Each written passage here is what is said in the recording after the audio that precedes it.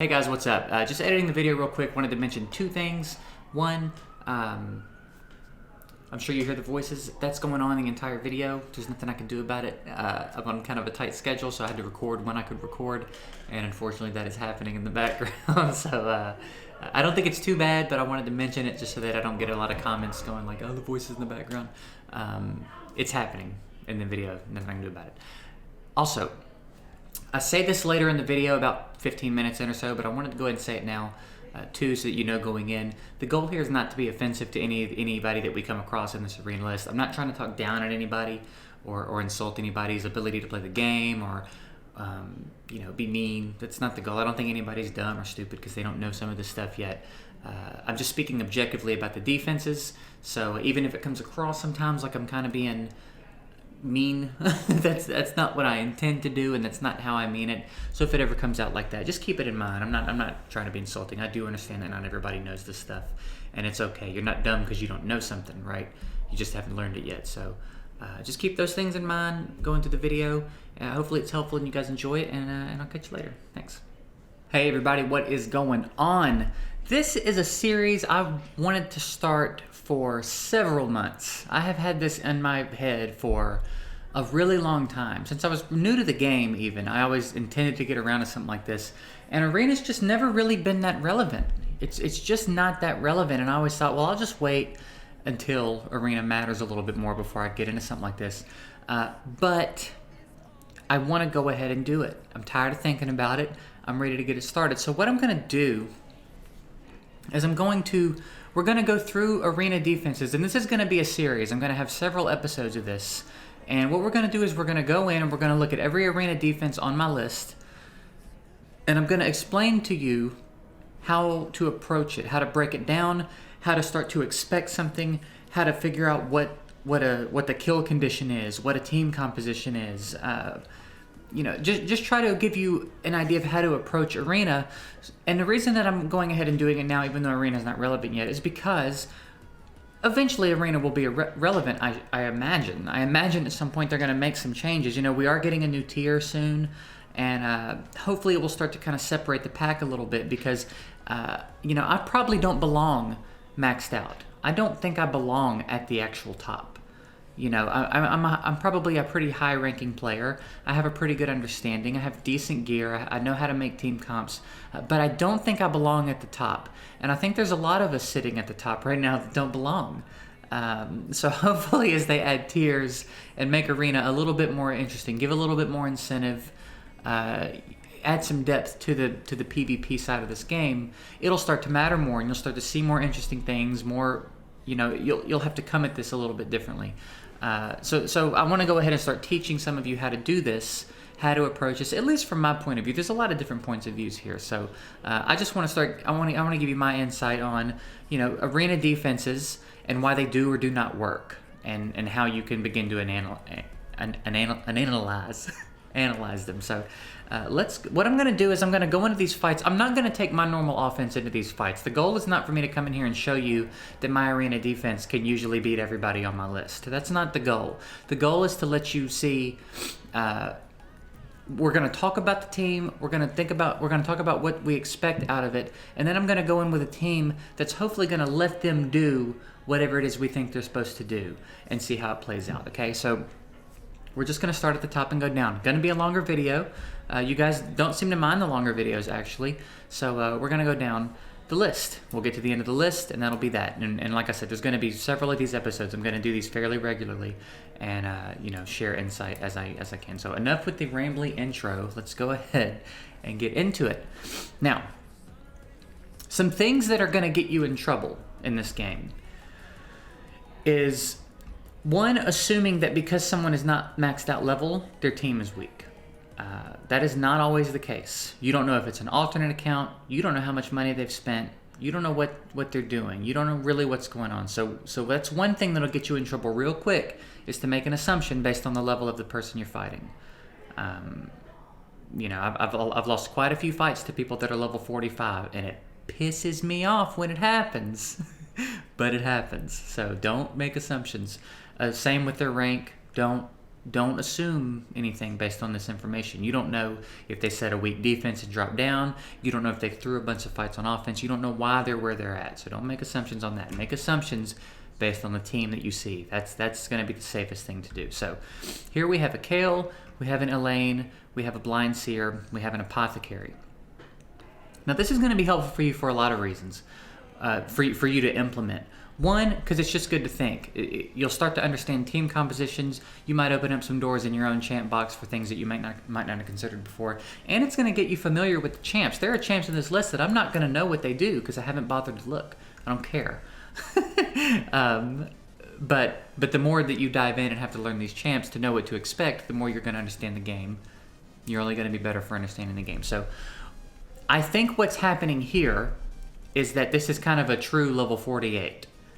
And I know I just said don't make assumptions based on that, but looking at this team composition, I have to assume that they think that they're just putting their best champs here.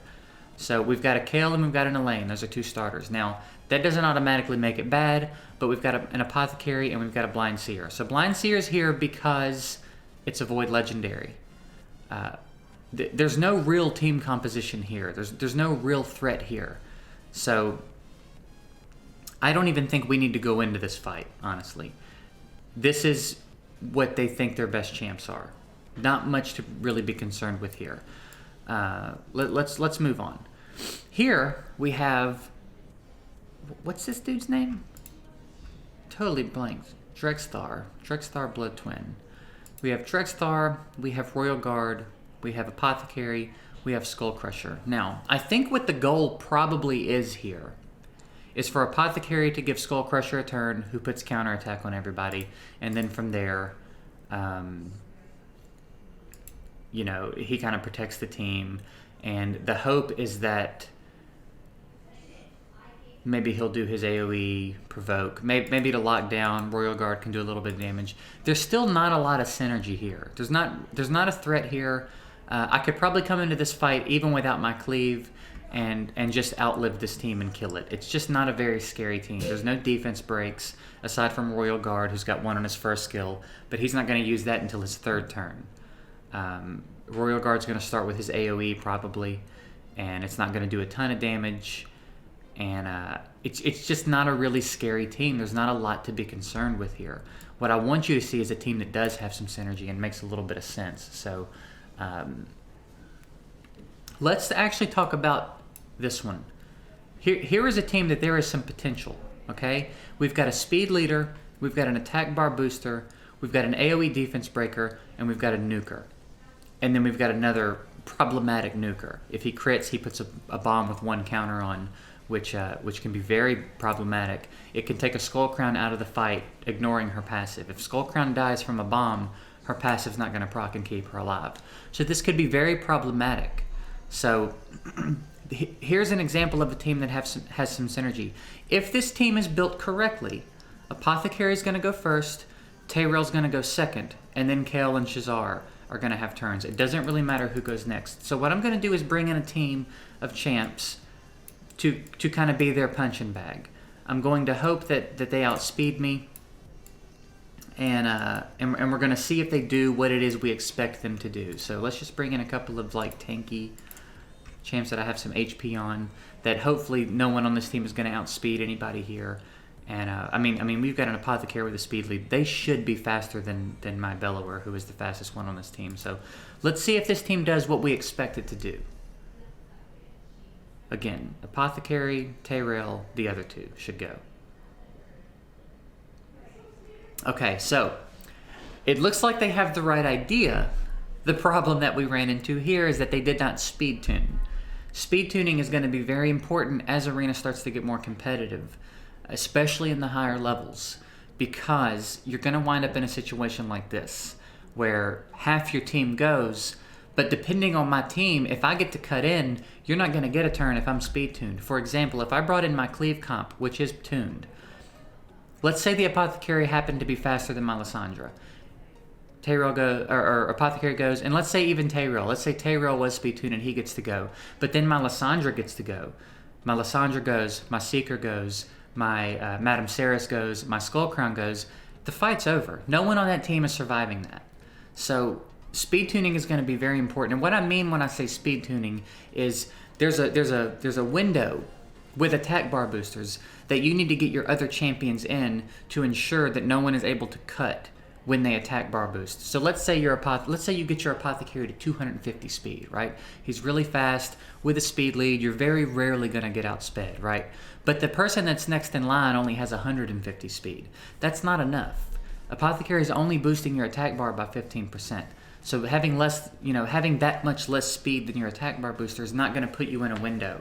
You have to take that percentage and find the percentage, what the window is of your attack bar booster and the rest of your champs. Everybody needs to be within 15%, and honestly a little bit less than of whatever apothecary's max speed is. So let's say his speed was let's say after the speed lead, his speed was 300.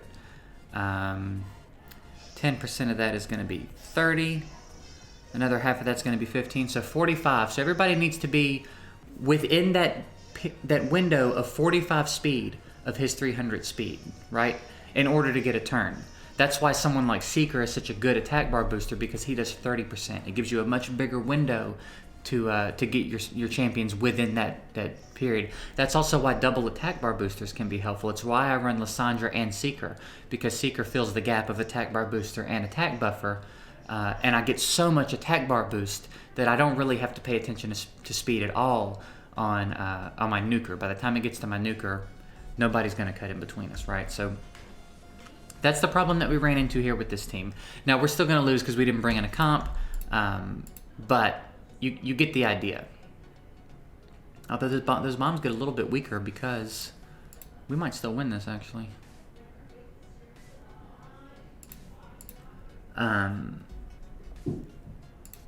So yeah, hopefully we lose. It would be a real bummer if we still win this fight. But I think we're going to. Okay, so again, we have someone here who has the general idea of how this should work. And they implemented it moderately well. However, there's the issue of not speed tuning your champs, which is a problem, especially in higher level arena. You're going to get to a point as you climb an arena where every speed point's going to be crucial, right? Because there's going to you can only have so much speed on a champ, and at the top levels, everybody's going to be really close to that threshold, and it's going to get to a point where every point like that matters. So if you're not speed tuning your teams, it's going to be bad for you. So, decent idea. Trying to implement it, just needs to work on the speed tuning. Okay, not a bad comp, not a bad idea. Doing it well has the idea. Work on the speed tuning. Let's move on.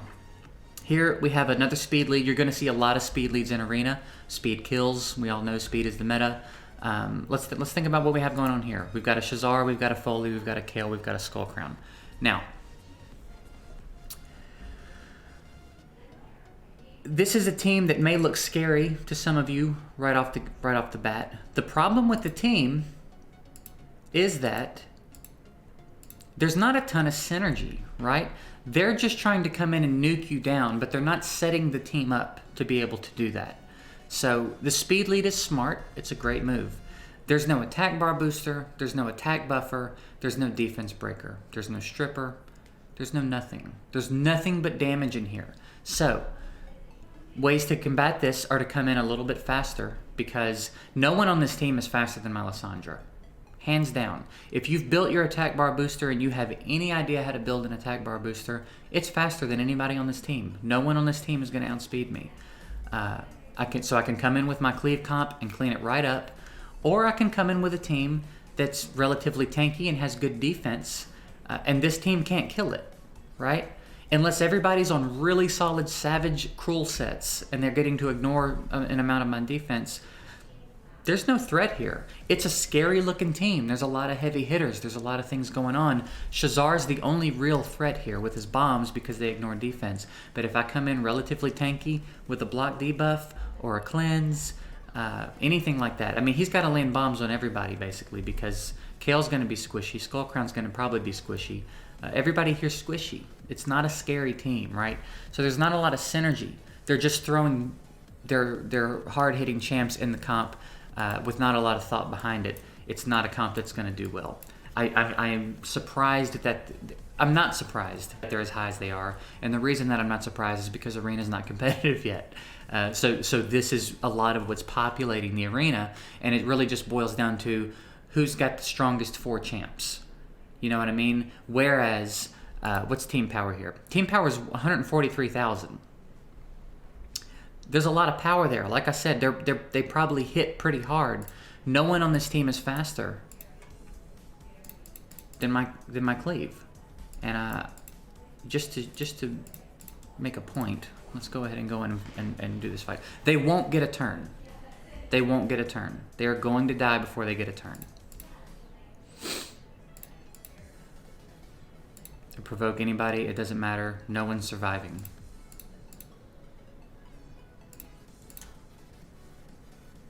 Well, Skull Crown gets a turn because of her passive, but that's it. If that's what they're I forgot about her passive. If that's what they're banking on, it's not enough, and she doesn't hit hard enough to really be that scary, right? She just hit us with her second skill, and I mean, even the champs that are like she just has speed and accuracy. She barely did any damage to her, so it's a comp that doesn't make any sense. And for now, that's fine. They're at 3169. For now, that's okay. There is going to come a time when Arena starts to get competitive that it's no longer going to be okay, and they're gonna drop down even from where they are now. They're not going to be able to even sit in Gold 4 anymore. As we get more tiers, as Arena gets more competitive, it's going to start to get more congested, and that team is a silver team, is a Gold 1 silver team at best. Because there's nothing to it, right? And let me also say, I'm not trying to crap on anybody here. I'm not trying to talk bad about anybody here. I'm speaking objectively about the teams. I don't mean to be insulting. I understand that a lot of people that come to this game are newer and they don't know a lot of this stuff. So the goal here is not to insult. So I don't want to have to keep clarifying what I'm saying about team comps, but let me go ahead and say it once. The goal here is not to be insulting to anyone. I'm not saying anyone is stupid or dumb because they don't know these things. I'm just speaking objectively about the teams, why they're going to do well or why they're not going to do well. So moving forward, just keep that in mind. I'm not trying to insult anyone. It is certainly not what I'm interested in doing here. So anyway, let's move on. Moving on, we have Gorg, Doom Priest, Thinazel, I don't know, and Harvest Jack. So let's take a look at this comp. Let's see what we have going on here. We got the Gorg speed lead, of course. We all know what Gorg brings to a fight. He's a solid arena defense champ. As popular as this guy is, don't know what he does. Defense buff and heal, AoE, and buff reduction. Okay. Low base attack, not really a threat. Okay. Harvest Jack's got a lot of utility. He's got a lot of very aggravating potential in Arena. I have thought he would be a nice Arena defense champ. He's potential to be extremely tanky. He's got good base speed. He's got a lot of what could potentially be very, very aggravating debuffs for an Arena defense. So let's think about what they're trying to accomplish here. The only real threat here would be Harvest Jack. And we know that Harvest Jack doesn't do a ton of damage. He is an HP champ with really high HP, and he does scale off of HP, but they seem to have dicked him pretty hard on his multipliers. So we're not really concerned with him hitting us and wiping us out. The concern with this team would be how many debuffs does he land, right? So Doom Priest is here to kind of help keep debuffs off the team. He's here to buff the team up. So what this seems to be is a stall. This seems to be designed to be an aggravating stall defense. There's not much of a kill condition here.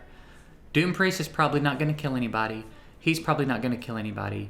Gorg is probably not going to kill anybody. If anybody's going to get a kill here, it's going to be Harvest Jack. But even so, Harvest Jack, there's not much of a kill condition here. Kill condition / win condition. I don't really know what the plan is for this team, other than to stick around for a long time and be aggravating. Maybe the hope is that someone comes in with a team that has 0 sustain, and and they just outlast, right? So let's bring in the same team we brought in a second ago. And see. We've got a speed lead here, but again, there's no booster. Well, he's a booster. He is a booster. There's just not a lot of threat here. So I just want to see, with just a team full of moderately tanky champs, and I know Fushan's an attack champ, but I have him built relatively tanky. And Bellower is just really fast. He's my 10-second campaign farmer. I'm just bringing him in for the hell of it. So let's come in and see what this team does. What makes this team potentially a problem? Now, my Bellower is pretty fast, but I feel like Gorg should have outsped me here.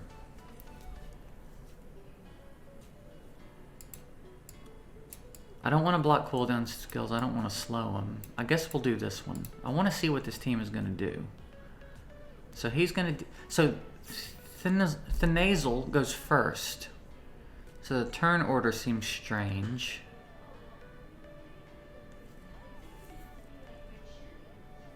I think this is just an example of someone throwing in some tanky champs. I don't think that this was actually... I don't think there was actually any thought behind this composition. This is another example of a team that I don't... Even though Arena's not that competitive, I don't really understand how they're so high in Arena. We can probably just auto this. I don't really understand how they're sitting in Gold 4. It really just speaks to the state of Arena in this game. That a team like this is sitting in Gold 4. And again, I'm not trying to be insulting. But this is just not a team that should be getting wins. I don't know who's coming in and losing to this. It's very strange. I have not been in a game where Arena is in the state that it is in this game. So a lot of this is confusing to me. You know, I come from Summoner's War where Arena gets very competitive. And a lot of the other games like this I've played, Arena's pretty competitive. This is a strange scene, man. This is very confusing, but this is a team that has no synergy. This is strictly champs that are designed to take a hit so I can see what a team is supposed to do. They shouldn't be in here autoing teams. So, yeah, it seems like this is just a stall. But it's not even a scary stall because there's no threat. I could come in with my cleave, and even if I don't kill on the first turn, that team is still not going to kill my cleave. And if your defense can't kill a cleave that can't kill you on the first turn,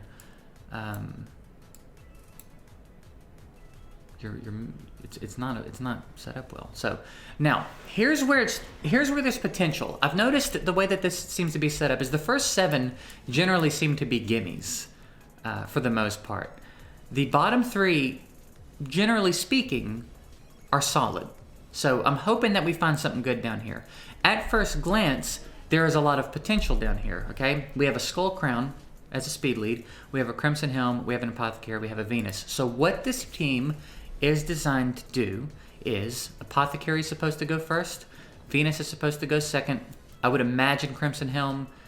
At that point, it wouldn't really matter. I believe she has an AoE. She just has an attacks at random. So I guess the hope here, maybe she uses her second skill first. Maybe the hope is to lock down some of the champs that Skull Crown is unable to kill. So my assumption is Apothecary, Venus, Crimson Helm, Skull Crown. That is my assumption for how this team should work. Let's see. I almost think I should take Bellower out because I feel like he's gonna keep outspeeding people that he shouldn't be outspeeding. So why don't we put you in instead? Yeah, I think you're kind of tanky. Let's see how this goes.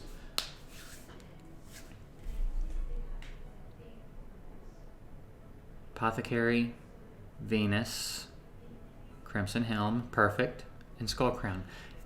Damn, so close, so close.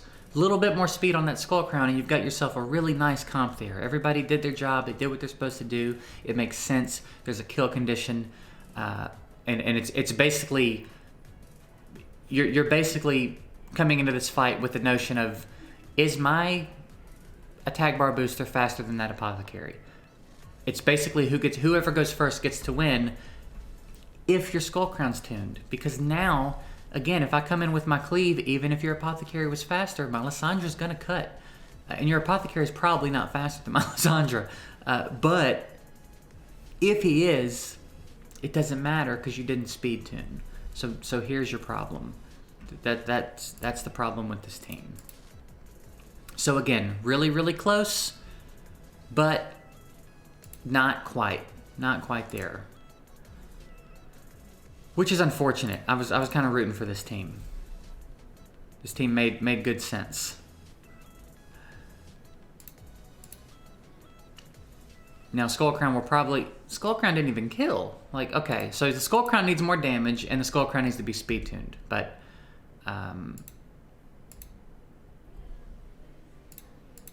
let's just auto, see what happens.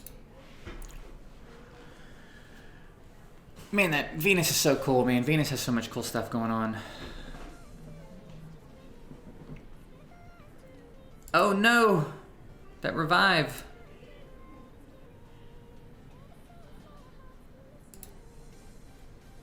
That revive's pretty clutch. Okay, so yeah, we'll just let this play out now. Hopefully, I would love it if...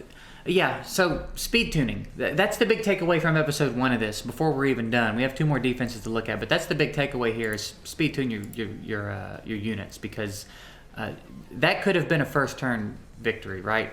And had I not autoed it, had I paid attention and tried, a team that makes 0 sense would have beaten you. So you have to speed tune, people. You have to speed tune. It's very, very important. Moving on.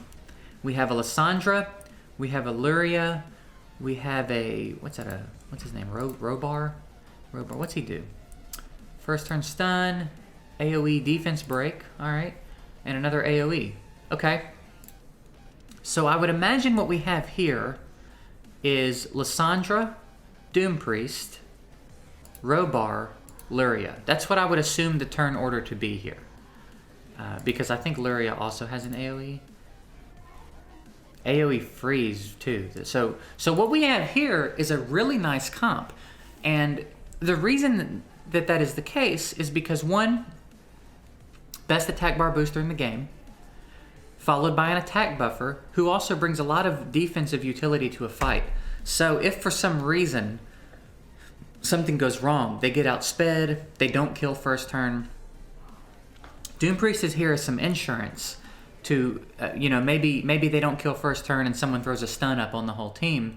Doom Priest is here to get rid of that and offer a little bit of heals. So the team doesn't have a ton of sustain, but there is a little bit of an insurance policy here to maybe help get another turn or two where otherwise you would not have if it was someone like a Seeker or a Gorg or someone. Well, Gorg has a little bit of heals too, but someone that just has the attack buff. Doom Priest is a nice little insurance here. Then we've got Robar, who is probably going to smack really hard with his 1600 base attack. He's also pretty tanky. AoE defense break with a very high chance of landing, and then an AoE nuke that also has potential to freeze. This is an excellent team. This is an excellent team for Arena. I hope we're not let down by this one. I have high hopes for this one. I hope this one does what it's supposed to do. So Lysandra, Doom Priest, Robar. Robar should go first. Turn order's wrong. Robar should go first for the AoE defense break, then she should go. That's going to help her get kills. So I'm disappointed yet again. Robar goes first there. AoE defense break goes first. Moving on. So close to being just perfect. Such a great concept for a team. Switch the turn order there. Robar goes first, man. Come on.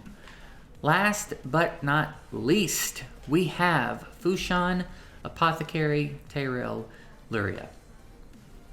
Fairly straightforward, but very effective. We've got an Apothecary attack bar boost. We've got the speed lead. We've got the Apothecary attack bar boost. We've got the Tyrell AoE defense break.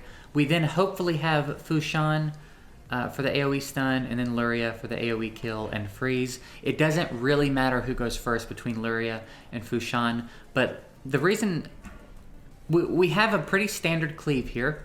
The reason that this is nice though, is because both of your AoE hitters, one, Tayrail's an AoE hitter, AoE defense break. I don't know what kind of gear they have on him, but if you put a crowd control set on him, you've set yourself up to have 3 opportunities to AoE crowd control.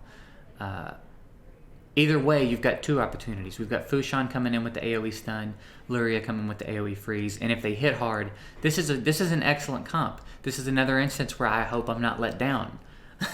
It's going to be a real bummer if we get in here and Apothecary goes and then Luria goes. So what should happen is Apothecary, Tayrail, and then the 2 of these 2. It doesn't matter what order they go in, but hopefully it goes well. So we shouldn't get a turn here. I expect that we will not get a turn here. Apothecary. Why? Dadgummit, man. I just don't get it. I don't understand the problem. I do understand the problem, but I still don't get it. Why is your AoE defense breaker not going before your nukers? Come on, people. It's driving me nuts. Alright, so there we go. I ought to refill my tokens and clean every one of you out. Just as punishment. Not one of you. We didn't get one defense in here that I could leave proud of. That's a bummer. That's a real bummer. Did we look at this one? What do you do? Lots of single target. AoE HP burn, AoE provoke. We've got another example here of a team that doesn't make a ton of sense. Yeah, doesn't really make a lot of sense. There is some kill condition here, but I don't think there's a defense break in the bunch. So if you've got any kind of sustain, you're just going to be able to go in and tank that team out. If you've got any kind of sustain and cleanse, block debuffs, anything like that. So yeah, this episode was a little bit of a bust. There wasn't really one good defense. We have the template for a few good defenses. These two especially had a lot of potential to be really, really good, and the turn order is wrong. So the big takeaways from this episode are speed tuning is vital to success in high level PvP, and make sure your turn order is correct, for crying out loud. Your AoE defense breaker needs to go before your nuker. That's just, that's Arena 101, baby. So speed tuning, turn order, very important takeaways here. So I'm gonna go ahead and end the episode. I'm gonna refill my tokens. Actually, you know what? I feel like if I do that and then don't do it on camera, there's gonna be some of you that go, "You should have let us see you clear that list." So I'll do it on camera. Anybody that wants to bounce the video is basically over. Thank you for watching. I'll see you next time. Anybody that wants to stick around, I'm gonna punish these arena teams real quick, because that's unacceptable. Some of y'all tripping, man.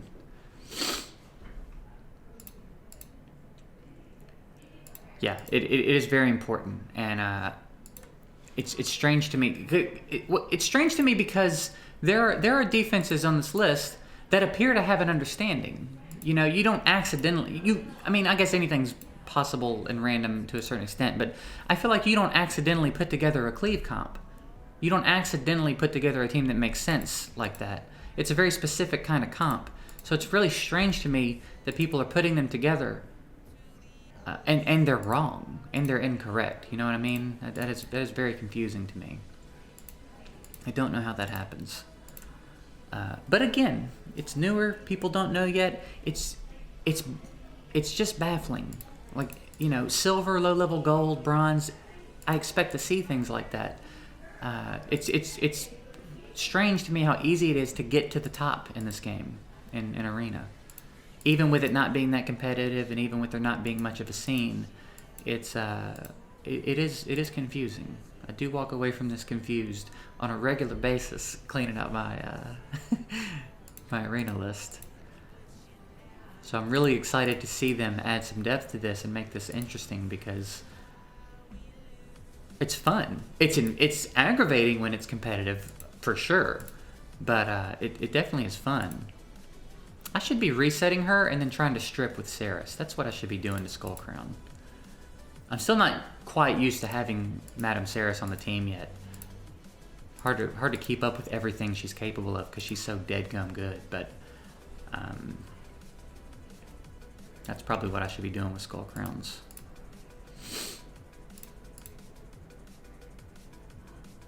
It doesn't matter. You're all dead. It doesn't matter. So you see what I'm saying? Like, just a little bit of synergy, right? Just understanding a team composition. I was hoping we would see some good examples of some solid stalls or something, but I guess showing you my cleave is a good way to show you an example of a good cleave. We unfortunately didn't see any in action. So there you have it. We cleared the list. Again, a little unfortunate we didn't get any all-around solid teams to show you. That doesn't mean they're not there. They are there. I do encounter them, and we will come across them in game, I'm sure. You know, hopefully in the next episode there's a better list. Maybe I'll try to make sure I have a list more similar to this. It's all 60s. Sometimes it does weird things when you're sitting in Gold 4. I'll get lists of people that are in their 30s and 40s, and it's strange. But here we got a pretty good list. So, you know, next time I do an episode, I'll try to make sure I have a good list for you guys, and hopefully there's some more diverse comps and some more interesting comps. But I guess, if anything, episode 1 was a great example of things not to do, and some small mistakes that can cost you greatly as things start to get more competitive and there starts to be more depth to the PvP side of this game. So I hope you guys enjoy this. I hope you guys are looking forward to the series. This is something I'm going to keep going. You know, I don't know, maybe every week or so I'll pop out an Anatomy of Arena video, and we'll just go down the list and talk about what's going on and talk about why it works or why it doesn't work. So that's it. Thank you guys for watching, and I'll catch you in the next one.